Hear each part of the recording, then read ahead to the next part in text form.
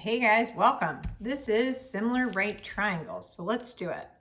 Now, I want you guys to think about something. A lot of these strategies are exactly the same, but I want you to think that, like, see how these two numbers are put together. So think if you worked backwards, if they told you the whole thing was 16 and this piece was 9, 16 minus 9 is 7, okay? So that's kind of a formula there. You take the whole thing minus one part and you get the other part. Okay, this is just kind of using logic or addition and subtraction that we've thought about, I don't know, even since elementary school. If I walk 7 miles and then another 9 miles, I've watched a total of 16. If I walked a total of 16 and one portion was 9, what was the other portion? 7. Okay, so this is something to think about in a couple of these questions. Mainly, we see here, if the whole thing's 25 and that's 9, then off to the side, we have to think that that must have been 16 from here to here, okay? If the whole thing's 100, then that had to have been 64. From here to here is 64, here to here is 36, the whole thing's 100. Looking at this one, that's like this last one. If the whole thing's 25, that's 9. We said that would be 16 from this vertex to this vertex. 81 to 45. That had to have been 36. Maybe I'll need it, maybe I won't, but let's just put it on here. The whole thing, if that's 84 and 16.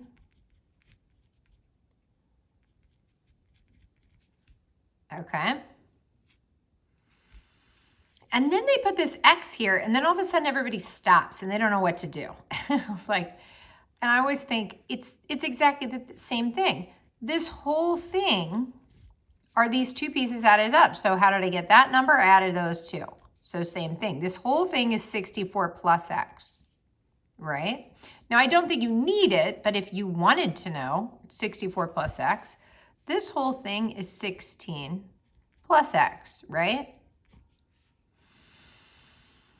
Okay, so now with that kind of set up idea, we get back to what we've been working on in class. And so we shade this small one, we highlight the medium,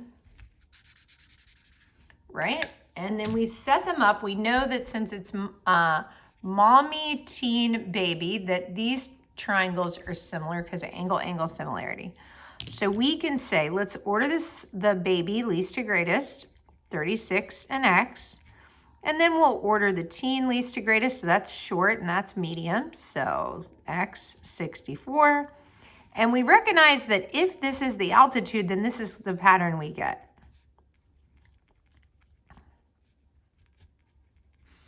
Okay, and we get our calculator.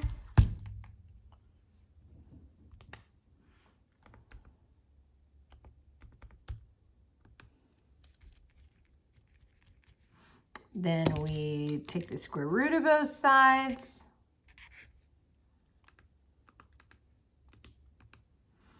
And we get X is 48.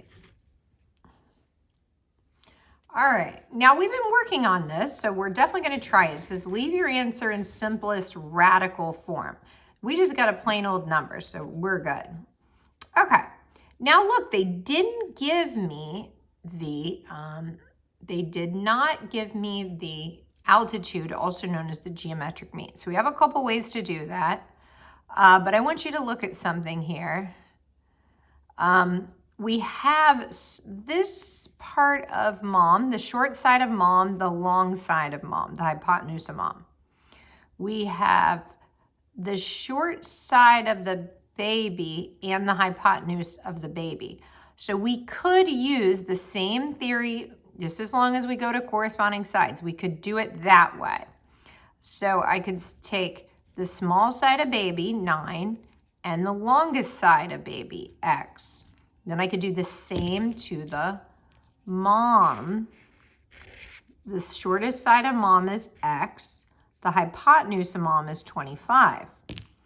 So this is the part of the mom. Short side of x, hypotenuse of mom is 25. And we can do a cross multiply and solve.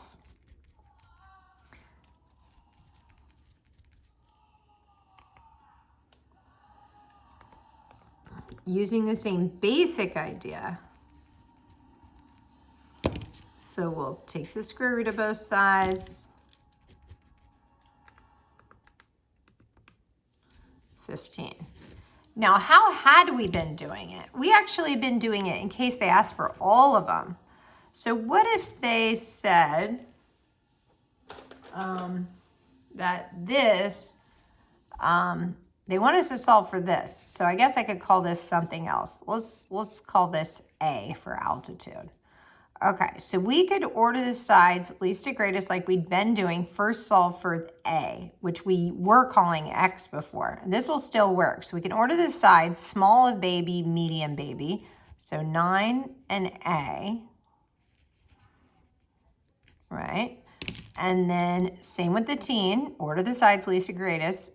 Small one A, medium 16, A, 16, there's the pattern, right?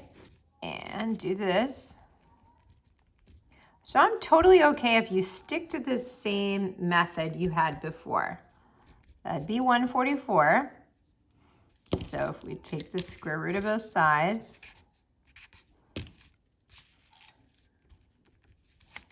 12.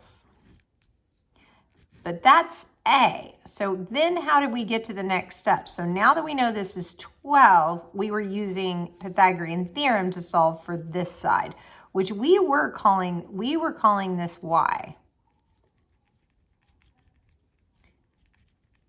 And that's what they do on tests. They just change around the letters and see if you notice or if that bothers you. So let's use Pythagorean theorem on this small triangle. We got a 9, we have a 12, and the hypotenuse is, they're calling X, 81, 144, 225. And so we get the same answer as we got before. If I take the square root of both sides, X is 15. So X is still 15, and you could do it this way, just taking corresponding sides, or this way, solve for the geometric mean first, then what we were calling Y. Okay? So let's keep going. Okay, so we've got the geometric mean. So let's order these sides. So here we go. Looks like the small side of the baby is 9 and the longer side is X. So 9 and X. And then here it looks like the small side of the teen is X and the medium is 16.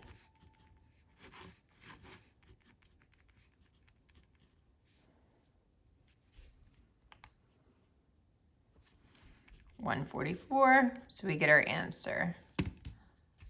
Square root of both sides, 12. All right, oh, they did it again.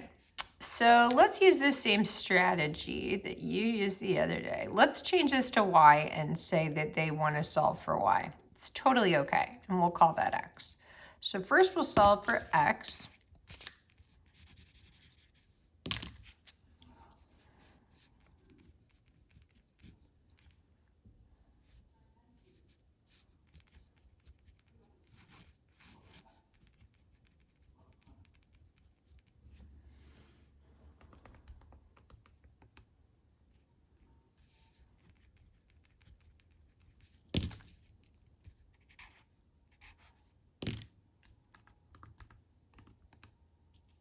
Ooh, and I get a decimal. So, but notice, before I did that, you see how it says X squared is 36 times 45. Interesting. So I'm gonna get, if you give me an answer of this, I'm totally okay. But again, this is gonna give us a chance to practice leaving our answer in simplest radical form. So we already see there was a perfect in there because 36 is perfect. And we also see there's a perfect inside here because 9 times 5 is 45 and 9 is a perfect. So I'm going to rewrite this. We have 36 times 45, and I could also write it 36 times 9 times 5. And that's still equal to 1620. So 36 times 9 times 5 is still equal to 1640. Okay, so now when I take the square root of both sides, I can take the square root of everything on the right and everything on the left, but now something very special happens. The square root of 36 is 6, the square root of 9 is 3, and the square root of 5 is already in simplest form. So we'll change that. Yes, love it. Okay.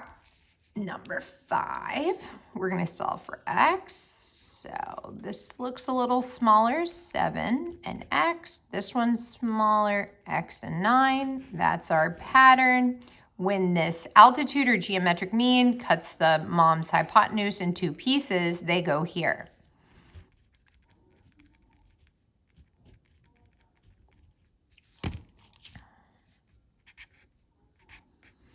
But wait, I'm trying to practice on simplest form, and that was a perfect already.